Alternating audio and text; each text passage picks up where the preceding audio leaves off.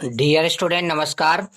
आज के इस वीडियो में दोस्तों बीएससी बीएड सेकेंड ईयर का दोस्तों थर्ड सेमेस्टर है, उसका हम अध्याय 1 पढ़ेंगे। ठीक है दोस्तों, जो आपकी यूनिट 1 का अध्याय 1 है दोस्तों, ज्यामिति प्रकाश की, इसका हम अध्ययन करेंगे। ठीक है दोस्तों, तो इससे पहले हमने इस अध्याय का एक वीडियो बनाया था दोस्तों, जिसमें हमने ज्यामिति प्रकाश की के बारे में समझाया था कि ज्यामिति प्रकाश की क्या कहलाती है। यदि दोस्तों आपने ये पहले लेक्चर नहीं देखा है तो डिस्क्रिप्शन में लिंक दी हुई है, सबसे पहले आप उस लेक्चर को देखिएगा, उसके बाद दोस्तों इसको समझिएगा तो आप इसको आसानी से समझ पाएंगे। ठीक है दोस्तों, तो अब हम आपके लिए बता दें कि इसमें दोस्तों हम एक महत्वपूर्ण टॉपिक का अध्ययन करेंगे, जिसे हम फॉर्मेट का सिद्धांत बोलते हैं, फॉर्मेट्स प्रिंसिपल। ठीक है दोस्तों, तो इसका हमें आज अध्ययन करना है। तो डियर स्टूडेंट, हमने क्या बताया आपको, आज के इस वीडियो में आपका मुख्य टॉपिक क्या रहेगा दोस्तों, फॉर्मेट का सिद्धांत। ठीक है दोस्तों, तो हम समझते हैं सबसे पहले फॉर्मेट के सिद्धांत को। तो दोस्तों देखिए, सन 1658 ईस्वी में वैज्ञानिक फॉर्मेट ने एक नियम प्रतिपादित किया था, जिसे फॉर्मेट सिद्धांत कहते हैं। ठीक है दोस्तों, बिल्कुल सिंपल है कि सन 1658 ईस्वी में वैज्ञानिक फॉर्मेट ने एक नियम प्रतिपादित किया था, जिसे फॉर्मेट सिद्धांत कहते हैं। ठीक है दोस्तों, अब इस सिद्धांत के अनुसार क्या उन्होंने कहा था, ये सब बातें हमें समझना है दोस्तों, है ना। तो देखिए उन्होंने क्या कहा था, इसका कथन क्या है फॉर्मेट के सिद्धांत का, ये हमें समझना दोस्तों काफी इम्पोर्टेंट है। ठीक है दोस्तों, तो समझिएगा। देखिए इन्होंने कहा था कि एक प्रकाश की किरण एक बिंदु से दूसरे बिंदु तक जाने में, मतलब दोस्तों एक प्रकाश की किरण है जो एक बिंदु से दूसरे बिंदु तक जाने में, सीधे जाने में या दोस्तों परावर्तन अपवर्तन के बाद जाने में, है ना दोस्तों। जो आपकी प्रकाश की किरण है या तो ये सीधी जाएगी एक बिंदु से दूसरे बिंदु तक, या दोस्तों परावर्तन या अपवर्तन के बाद जाएगी, इसलिए हमने लिख दिया है सीधे अथवा परावर्तन के बाद। मतलब दोस्तों एक प्रकाश की किरण एक बिंदु से दूसरे बिंदु तक जाने में, है ना दोस्तों, उस प्रकाशीय मार्ग का अनुसरण करती है। मतलब जो जाती है जब प्रकाश की किरण, तो उस प्रकाशीय मार्ग का अनुसरण करती है जिसको तय करने में लगा समय या तो दोस्तों न्यूनतम होता है या फिर अधिकतम होता है। मतलब ये दोस्तों आपके लिए जब आप करोगे तो आपके लिए जैसे कोई दूरी आप dx लेते हैं और उसका समय है, तो उसके लिए दोस्तों dx/dt = 0 रहेगा। ठीक है, मतलब दोस्तों आपको मुख्य कथन याद करना है इसका कि एक प्रकाश की किरण एक बिंदु से दूसरे बिंदु तक जाने में सीधे अथवा परावर्तन अपवर्तन के बाद उस प्रकाशीय मार्ग का अनुसरण करती है। किस प्रकाशीय मार्ग का अनुसरण करती है दोस्तों, जिसको तय करने में लगा समय या तो न्यूनतम होता है या अधिकतम होता है, उसी मार्ग का अनुसरण करती है, उसी प्रकाशीय मार्ग का अनुसरण करती है दोस्तों। तो ये है आपका फॉर्मेट का प्रिंसिपल, यानी फॉर्मेट का सिद्धांत। ठीक है दोस्तों, एक बार और फिर से समझ लीजिएगा कि एक प्रकाश की किरण एक बिंदु से दूसरे बिंदु तक जाने में सीधे अथवा परावर्तन अपवर्तन के बाद उस प्रकाशीय मार्ग का अनुसरण करती है, जिसको तय करने में लगा समय न्यूनतम अथवा अधिकतम होता है। कहने का मतलब ये है दोस्तों कि जैसे यहाँ पे कोई एक पॉइंट ए है ना, और यहाँ पे कोई पॉइंट क्या है दोस्तों, बी है, तो यहाँ से प्रकाश का सीधा मार्ग जाएगा दोस्तों, है ना, या तो सीधा जाएगा या फिर दोस्तों आपने देखा होगा, है ना, कि जैसे कोई प्रकाश की किरण आती है तो परावर्तित होकर जिस मार्ग से आती है उसी मार्ग से क्या हो जाती है दोस्तों, ये आपकी वापस हो जाती है, आपका परावर्तन है। तो मतलब या तो दोस्तों ये सीधी जाने या फिर दोस्तों ये प्रकाश के परावर्तन अपवर्तन की बात जावे, तो उसी मार्ग का अनुसरण करेगी जिसका दोस्तों क्या होगा कि जिसको तय करने में समय न्यूनतम अथवा अधिकतम होता है। ठीक है दोस्तों, तो आप ये फॉर्मेट का सिद्धांत समझ गए। क्या कह रहा है फॉर्मेट का सिद्धांत, एक प्रकाश किरण एक बिंदु से दूसरे बिंदु तक जाने में सीधे अथवा परावर्तन अपवर्तन के बाद उस प्रकाशीय मार्ग का अनुसरण करती है, जिसको तय करने में लगा समय न्यूनतम अथवा अधिकतम होता है। अब दोस्तों हम इसकी गणितीय व्याख्या देखते हैं। ठीक है, तो गणितीय व्याख्या क्या रहेगी दोस्तों, इसके 3 मुख्य कथन हैं। पहला है दोस्तों आपके लिए कि इसके लिए प्रूव करना पड़ेगा कि प्रकाश सीधी रेखा में गमन करता है या सरल रेखा में गमन करता है, ये आपका पहला रहेगा, इसके लिए आपको व्याख्या करना है। दूसरी दोस्तों समतल पृष्ठ द्वारा प्रकाश का परावर्तन, इसके लिए व्याख्या करना है। और दोस्तों तीसरी है कि समतल पृष्ठ द्वारा अपवर्तन, इनके लिए व्याख्या करना है। तो दोस्तों हम इनके वीडियो आपके लिए क्रमशः देते रहेंगे और आपको समझाएंगे। ठीक है, आज दोस्तों सबसे पहले तो हम जो आपका पहला कथन है, पहला कथन क्या है दोस्तों, प्रकाश का सरल रेखा में गमन, इसके लिए करते हैं। और उसके बाद दोस्तों हम करेंगे समतल पृष्ठ द्वारा प्रकाश का परावर्तन। दोस्तों यदि वीडियो लंबा नहीं होगा तो तीनों कथन इसी में समझा देंगे, या दोस्तों यदि वीडियो ज्यादा लंबा होता है तो इस वीडियो में आपके लिए हम 2 कथन समझाते हैं, तीसरे कथन के लिए हम अलग से वीडियो बनाएंगे। ठीक है दोस्तों, तो आज हम पहले इन दोनों को समझ लेते हैं, प्रकाश का सरल रेखा में गमन और समतल पृष्ठ द्वारा प्रकाश का परावर्तन। सबसे पहले हम समझते हैं प्रकाश का सरल रेखा में गमन। चलिए दोस्तों, तो हम समझते हैं फिर कि प्रकाश का सरल रेखा में गमन होता है, ये फर्मेट के सिद्धांत के अनुसार कैसे प्रूफ होता है। तो दोस्तों देखिए, हम क्या करते हैं कि मान लेते हैं कि माना प्रकाश किरण बिंदु ए से बी तक जाती है। ठीक है दोस्तों, सीधी जाती है ना। हम मान लेते हैं कि कोई प्रकाश की किरण है जो बिंदु ए से बी तक सीधी जाती है। ठीक है दोस्तों, तो अब देखिए दोस्तों, चूंकि जो बिंदु ए है और बिंदु बी के बीच छोटा मार्ग सरल रेखीय है। मतलब दोस्तों देखिए, यहाँ पे ये सरल रेखीय ना मार्ग दोस्तों बिल्कुल छोटा है, क्योंकि छोटा है ना तो क्या होगा दोस्तों, सरल रेखीय होगा ना। तो वही हम कह रहे हैं कि बिंदु ए और बिंदु बी के बीच छोटा मार्ग क्या है, सरल रेखीय है। जब दोस्तों ये सरल रेखीय है तो हम कह सकते हैं ना कि प्रकाश सीधी रेखा में गमन करता है। ठीक है दोस्तों, अतः प्रकाश सीधी रेखा में गमन करता है। बिल्कुल सिंपल है दोस्तों पहला कथन, इसको समझ गए ना। कि जैसे हमने कोई बिंदु ए और बी माना और उनके बीच हमने दोस्तों इस तरीके से प्रकाश का क्या क्या करवाया दोस्तों, हमने गमन करवाया।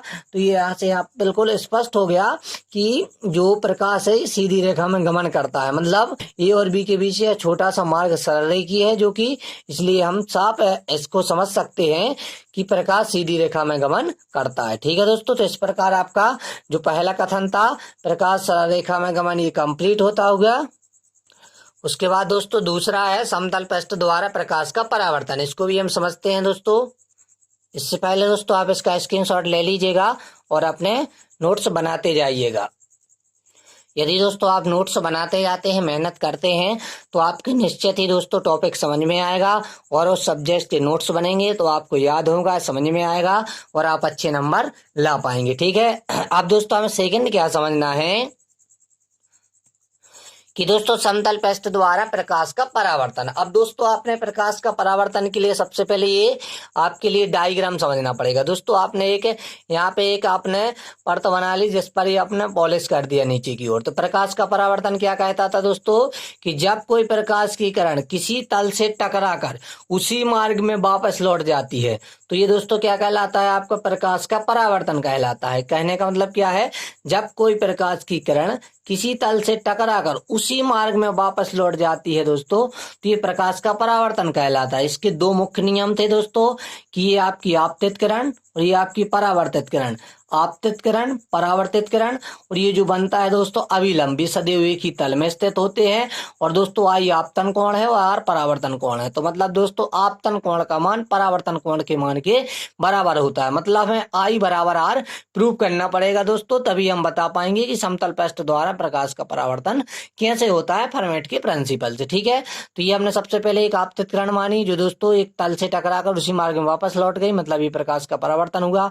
अब दोस्तों यहाँ से लेके ए से लेके, मतलब जो हमने एक है पतली एक आपने परत मानी थी एम और एम डैश, वहां देखिए दोस्तों ए से लेके जो आपका एम तक की दूरी हमने स्मॉल ए मान ली, और दोस्तों बी से लेके एम डैश तक की दूरी हमने स्मॉल बी मान ली। ठीक है दोस्तों, और ये कोण आपतन कोण को हमने मान लिया, परावर्तन कोण को हमने आर मान लिया। अब दोस्तों देखिए एम से लेके ओ तक की दूरी को हम दोस्तों एक्स मान लेते हैं, और ओ से लेके दोस्तों एम डैश तक की दूरी को हम सी माइनस एक्स मान लेते हैं। ठीक है, सी माइनस एक्स इसलिए मानते हैं दोस्तों क्योंकि जो आप देखिएगा एम डैश और एम के बीच की दूरी सी है, इसलिए हमने इसको क्या माना है दोस्तों, सी माना है। चलिए ठीक है, आप चित्र समझ गए होंगे दोस्तों, ऐसी आशा करते हैं। आप स्क्रीनशॉट लीजिएगा चित्र का। अब दोस्तों हम आगे व्यंजक को समझते हैं। सबसे पहले दोस्तों हम बिंदु ए और बी के मध्य प्रकाशीय पथ निकालते हैं। दोस्तों देखिए ये आपका ए है और ये बी है, इसके बीच का प्रकाशीय पथ क्या होगा दोस्तों, ए ओ और ये ओ भी आपको जोड़ना पड़ेगी ना, इसको हम एल से दर्शा देंगे कि मतलब जो आपका प्रकाशीय पथ है एल बराबर। तो दोस्तों ये ए ओ और ओ भी इसको आपको जोड़ना पड़ेगा। ठीक है दोस्तों, तो क्या हो जाएगा आपका एल बराबर ए ओ प्लस ओ भी, इसको हम समीकरण 1 मान लेंगे। अब दोस्तों देखिए आपको पता होना चाहिए कि ये कितना है और ये कितना है। तो दोस्तों हम आपके लिए बता दें, जब आपके लिए ये भुजादी है और ये भुजादी है तो आप ये पाइथागोरस प्रमेय से आसानी से निकाल लोगे ना दोस्तों। पाइथागोरस प्रमेय क्या कहती है, कर्ण का वर्ग बराबर लंब का वर्ग धन आधार का वर्ग, मतलब ए का वर्ग धन एक्स का वर्ग हो जाएगा। और दोस्तों यहाँ पे वर्ग था तो इस तरफ पे क्या लग जाएगा, वर्गमूल लग जाएगा, इसलिए ये बन जाएगा ए वर्ग धन एक्स वर्ग अंडर रूट के अंदर। ठीक है दोस्तों, तो देखिए हमने लिख लिया है यहाँ पे कि पाइथागोरस प्रमेय से ए बराबर ए वर्ग धन एक्स वर्ग अंडर रूट के अंदर। इसी प्रकार दोस्तों जब आप इस ट्रेंगल में नियम लगाओगे पाइथागोरस प्रमेय का, तो ये वाली भुजा कर्ण निकालना है। आपका लंब ये है और आधार ये है, मतलब लंब का वर्ग धन आधार का वर्ग, मतलब बी का वर्ग धन सी माइनस एक्स का वर्ग। और वर्ग इस तरफ पे लगा था दोस्तों, तो उस तरफ पे क्या लग जाएगा, वर्गमूल लग जाएगा, इसलिए बन जाएगा सी माइनस एक्स का होल स्क्वायर, मतलब बी वर्ग प्लस सी माइनस एक्स का होल स्क्वायर अंडर रूट के अंदर। ठीक है दोस्तों, समझ गए ये बातों को। तो यदि आप ये नहीं समझते तो आप कमेंट में बताइएगा दोस्तों, है ना, तो आपके लिए उसका निराकरण जरूर करेंगे हम। ठीक है, वैसे दोस्तों सिंपल है, कक्षा 10वीं के विद्यार्थी भी इसको बता देंगे, है ना, कि किस तरीके से हमने निकाल लिया है ये बराबर ए वर्ग प्लस एक्स वर्ग। ठीक है, लंब का वर्ग धन आधार का वर्ग, क्योंकि देखिए यहाँ पे वर्ग लगता, यहाँ पे वर्ग न लगा के हमने उस साइड वर्गमूल लगा दिया। इसी प्रकार दोस्तों हमने ये ओ बी का मान निकाल लिया। अब दोस्तों जी ए और ओ बी के मान हमें समीकरण में रख देंगे, तो एल बराबर क्या हो जाएगा, ए वर्ग धन एक्स वर्ग अंडर रूट प्लस बी वर्ग प्लस कोष्टक के अंदर माइनस सी एक्स का होल स्क्वायर, ये दोनों क्या हो जाएंगे दोस्तों, आपस में जुड़ जाएंगे। देखिए यहाँ पे लिख दिया है हमने ए ओ और ओ बी के मान समीकरण 1 में रखने पर। ठीक है दोस्तों, तो दोस्तों देखिए हमने ये मान जैसे ही रखा है हमने, तो ये ए वर्ग प्लस एक्स वर्ग अंडर रूट के अंदर प्लस बी वर्ग प्लस सी माइनस एक्स का होल स्क्वायर अंडर रूट के अंदर, इसको हम समीकरण 2 मान लेते हैं। अब दोस्तों फॉर्मेट का सिद्धांत कहता है कि जो आपके लिए निकालती है प्रकाशीय, आपका जो दोस्तों प्रकाशीय पथ निकलता है, इसका आप क्या करोगे दोस्तों, अवकलन करोगे यदि आप, है ना दोस्तों। तो जब हम अवकलन करेंगे तो ये 0 के बराबर हो, बात आ रही ना दोस्तों समझ में आपके लिए, कि जो आपका ये प्रकाशीय मार्ग है, पथ है दोस्तों, यदि हम इसका अवकलन करेंगे दोस्तों एक्स के सापेक्ष, है ना, तो ये दोस्तों क्या हो जाएगा, ये पूरा 0 के बराबर हो जाएगा। मतलब हमारा कहने का ये है दोस्तों कि जो आपका डीएल है वाई डी एक्स, मतलब आपने अवकलन किया तो किसके बराबर लेना है, 0 के बराबर लेना है, मतलब इसका पूरे का अवकलन आपको 0 के बराबर लेना है। तो इसका हम अवकलन करेंगे। ठीक है दोस्तों, अब हम अवकलन करना आपके लिए बताते हैं कि अवकलन कैसे किया जाता है। देखिए सर्वप्रथम हम दोस्तों इतने का अवकलन करेंगे। देखिए डीएल, है ना, ये तो आप सिंपल है ना, डीएल बाय डी एक्स। ठीक है, ये तो आपका हो गया अवकलन, एल का एक्स के सापेक्ष बराबर। अब दोस्तों आपको ए वर्ग प्लस एक्स वर्ग का अवकलन करना है। तो दोस्तों देखिए जैसे ही हम इसका करेंगे ए वर्ग प्लस एक्स वर्ग का, तो इसका क्या हो जाएगा, ये आप विशेष ध्यान से देखिएगा। तो दोस्तों आप कैसा करोगे, सबसे पहले आपको अंडर रूट का अवकलन करना आना चाहिए। तो दोस्तों हमने आपके लिए डी बाई डी एक्स एक फार्मूला पढ़ाया था कि अंडर रूट एक्स का अवकलन क्या होता है। तो दोस्तों अंडर रूट एक्स का अवकलन होता है 2 अंडर रूट एक्स। मतलब दोस्तों जब आप इसका करोगे ए स्क्वायर प्लस एक्स स्क्वायर का, तो ये हो जाएगा 1/2। ठीक है दोस्तों, और जो आपका यहाँ पे रहेगा अंडर रूट के अंदर। अब दोस्तों एक्स था, एक्स का मान यहाँ पे क्या है, ए स्क्वायर प्लस एक्स स्क्वायर, तो यहाँ पे हो जाएगा ए स्क्वायर प्लस एक्स स्क्वायर। अब एक बात ध्यान रखिएगा मेरे भाई, कि जब आप इतना करने के बाद दोस्तों क्या होगा कि आपको इतने का फिर से करना पड़ेगा ए स्क्वायर प्लस एक्स स्क्वायर का, क्योंकि दोस्तों जो आपके लिए दिया रहता है ना, उसका दोबारा करना पड़ेगा ना।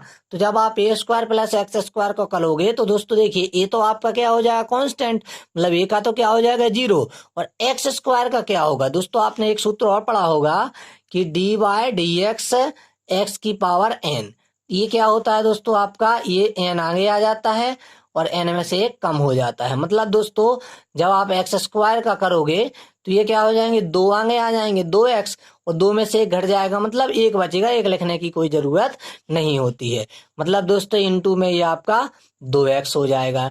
ठीक है ना। अब दोस्तों प्लस लगा था आपका, तो ये प्लस लगा दीजिए। ऐसे ही आप इसका करोगे तो ये भी हो जाएगा 1/, ठीक है दोस्तों 2, और ये दोस्तों आपका जो अंडर रूट के अंदर है वो आपका जहां का तहां रहेगा, बी स्क्वायर प्लस सी माइनस एक्स का दोस्तों होल स्क्वायर। ठीक है, ये आपका जहां का तहां रहेगा। और उसके बाद दोस्तों आप इंटू लगाओगे और आप इसका दोबारा से करोगे, किसका, बी स्क्वायर प्लस सी माइनस एक्स का होल स्क्वायर का। तो बी स्क्वायर तो दोस्तों कांस्टेंट हो जाएगा, इसका तो क्या हो जाएगा, 0। और सी माइनस एक्स का होल स्क्वायर, तो ये दो आगे आएंगे, तो दो दोस्तों आपकी आगे आ जाएंगे और बचेगा सी माइनस एक्स। ठीक है, तो ये दोस्तों आपका इतना अवकलन हो गया। अब दोस्तों देखिए करना क्या है, इसको आपको 0 के बराबर लेना है। इस पूरे अवकलन को आपको 0 के बराबर लेना है। तो देखिए हमने दोस्तों यही किया है, इसको आप देखिएगा।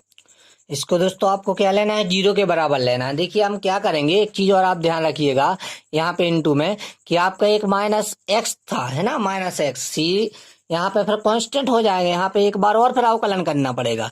तो दोस्तों जैसे ही आप इसका करोगे माइनस एक्स का, तो माइनस एक्स का दोस्तों आपका -1 हो जाएगा। क्यों, क्योंकि आपने एक दोस्तों फार्मूला पढ़ा होगा कि d x by d x is equal to 1। अब क्योंकि दोस्तों यहाँ पे माइनस, इसलिए यहाँ पे क्या हो जाएगा आपका, ये -1 हो जाएगा। अब दोस्तों इस अवकलन के बराबर में आपको 0 लेना है। अब इस अवकलन को आप एक बार फिर से दोबारा से लिख लीजिएगा, ठीक है ना। तो क्या क्या बचेगा, देखिए ये 2 से आपके ये 2 कट जाएंगे, ठीक है दोस्तों। और आपके इस 2 से ये 2 आपके कट जाएंगे। अब आपका क्या क्या बचेगा दोस्तों, 1/, ये बचेगा आपका, है ना। तो दोस्तों यहाँ पे स्टेप हम अच्छे से लिख देते हैं ताकि आपको पूरा का पूरा स्टेप समझ में आ जाए। ठीक है दोस्तों, तो क्या बचा आपका, 1/√, के अंदर ए स्क्वायर प्लस एक्स स्क्वायर, ये बचा दोस्तों आपका, है ना।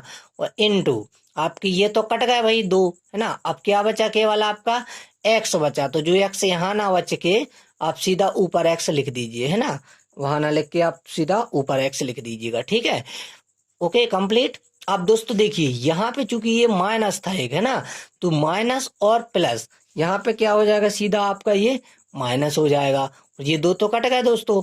अब ये क्या बचा आपका, सी माइनस एक्स बचा अकेला ऊपर, है ना।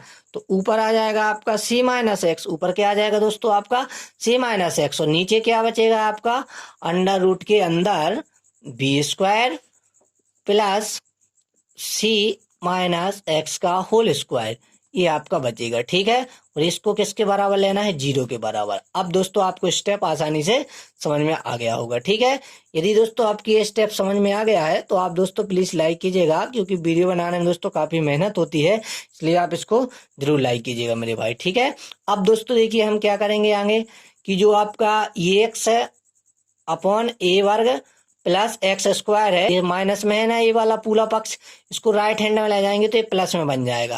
कहने का मतलब ये है दोस्तों कि एक्स अपॉन √, के अंदर ए वर्ग प्लस एक्स वर्ग बराबर में दोस्तों ये पूरा पद चला जाएगा सी माइनस एक्स अपॉन √, के अंदर बी वर्ग, ठीक है दोस्तों, प्लस सी माइनस एक्स का ये आपका होल स्क्वायर बचेगा। ठीक है दोस्तों, ये चला गया बराबर में। अब दोस्तों देखिए ये दोस्तों आपका क्या था, एक्स आधार था। चित्र में आप देखिएगा एक्स, ये आपका ये एक्स क्या था आपका, ये दोस्तों आधार था।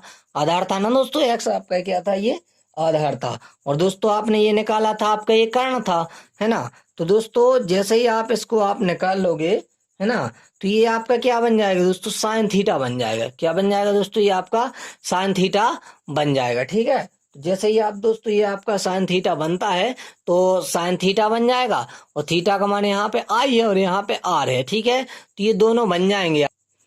इतने का आप स्क्रीनशॉट ले लीजिएगा मेरे भाई, क्योंकि आपको बाद में परेशानी में आप बन सकते हैं नोट्स बनाते टाइम। चिंता नहीं कीजिएगा दोस्तों, आपके लिए इसका PDF लिंक डाल देंगे, इससे आप इसकी डाउनलोड कर लीजिएगा। ठीक है, तो ये 2 स्टेप तो आपको समझ में आ गए हैं। अब हमारे कहने का मतलब ये है दोस्तों कि जो आपका ये एक्स अपॉन √, ए वर्ग प्लस एक्स वर्ग है ना दोस्तों, ये आपका लंबवटे कर्ण है ना। तो दोस्तों जब ये लंबवटे कर्ण होता है जो चीज, वो लंबवटे कर्ण क्या होता है दोस्तों, आपका साइन होता है ना, साइन होता है। तो दोस्तों ये आपका इतने की जगह पे क्या आ जाएगा, आपका साइन। और दोस्तों पहला एंगल आपका आई था आपतन कोण, इसलिए बन जाएगा साइन आई। और ये दोस्तों लंबवटे कर्ण, ये बन जाएगा आपका साइन आर। ठीक है दोस्तों, क्या बन जाएगा, ये आपका साइन आर बन जाएगा, क्योंकि दूसरा कोण अपन ने क्या लिया था, आर लिया था। आप यदि सूत्र भूल जाते हैं तो ये आप याद रखेंगे लाल बटे कक्का, है ना दोस्तों, एल लाल और दोस्तों के एक का है ना, लंब बटे कर्ण, लंब बटे कर्ण मतलब दोस्तों साइन होता है, आधार बटे कर्ण कॉस होता है। यदि आपको ये याद है तो आप कभी नहीं भूलोगे। तो साइन आई बराबर क्या हो गया दोस्तों, साइन आर हो गया। अब दोस्तों साइन से साइन कट जाएगा, अब क्या बचेगा दोस्तों आपका, angle i is equal to angle r. और यही दोस्तों प्रकाश के परावर्तन का क्या है, द्वितीय नियम है। कौन सा नियम है दोस्तों, ये आपका प्रकाश के परावर्तन का द्वितीय नियम है ना दोस्तों। परावर्तन का कौन सा नियम है, ये आपका द्वितीय नियम है। ठीक है, मतलब हमारा कहने का मतलब ये था, हमारा क्वेश्चन था कि आपके लिए समतल पृष्ठ द्वारा प्रकाश का परावर्तन निकालना था। तो दोस्तों परावर्तन निकालना था मतलब इसका द्वितीय नियम निकाल आया, द्वितीय नियम निकाल आया मतलब दोस्तों परावर्तन निकाल आया, है ना। क्योंकि जब द्वितीय नियम निकाल आता है तो उसका परावर्तन निकाल आता है। अब दोस्तों आप क्या कीजिएगा, जो हमने ये स्टेप समझाया है इसका आप दोस्तों स्क्रीनशॉट ले लीजिएगा, है ना। पहले आप यहाँ तक लीजिएगा, फिर आप यहाँ तक लीजिएगा, है ना। और अच्छे से यदि आपको समझ में नहीं आता है तो और ले लीजिएगा। यहाँ पे दोस्तों शुरू से ही आपका पूरा चित्र है ना, जो अभी आपको बता रहे थे, ये हम लंब बटे कर्ण वाला, है ना, ये आपका पूरा चित्र है। इतने स्क्रीनशॉट लीजिएगा।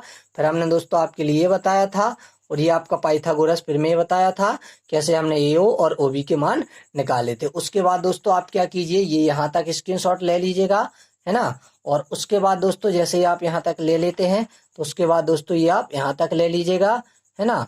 और यहाँ पे आप चाहते हैं तो चूंकि लिखिएगा कि ये आपका साइन आई है और ये आपका साइन आर है। ठीक है दोस्तों, और ये दोस्तों आपका ये बाद में पूरा हमने यहाँ पे लिख दिया है किस तरीके से, हमने आपको सब बता दिया है। अब दोस्तों जो आपका इसका थर्ड पार्ट लाएंगे उसमें दोस्तों हम समतल पृष्ठ द्वारा अपवर्तन बताएंगे। ठीक है दोस्तों, बाकी आपके लिए ये वीडियो कैसा लगा है दोस्तों आप हमें कमेंट में जरूर बताइएगा। और जो हमारा आज का मुख्य उद्देश्य था दोस्तों आपका ज्यामिति प्रकाश के में फॉर्मेट का सिद्धांत समझना, तो हमने ये फॉर्मेट का सिद्धांत समझ लिया है। और इसके जो तीन हैं दोस्तों, तीन निकालना है कि प्रकाश का सीधी रेखा में गमन, और दोस्तों समतल पृष्ठ का परावर्तन और समतल पृष्ठ का अपवर्तन, उसमें से हमने दो निकाल लिए हैं दोस्तों। अब तीसरा है तो दोस्तों हम नेक्स्ट पार्ट में निकालेंगे। ठीक है दोस्तों, वीडियो को काफी मेहनत से बनाया है दोस्तों, और आप चाहते हैं कि आपके साथियों का भी भला हो तो आप उनको शेयर कीजिएगा दोस्तों। बाकी वीडियो कैसा लगा आप हमें कमेंट में जरूर बताइएगा दोस्तों, और वीडियो अच्छा लगा हो तो प्लीज लाइक कीजिएगा दोस्तों, और चैनल पर नए हैं तो सब्सक्राइब कर बेल आइकन को प्रेस जरूर कीजिएगा। धन्यवाद।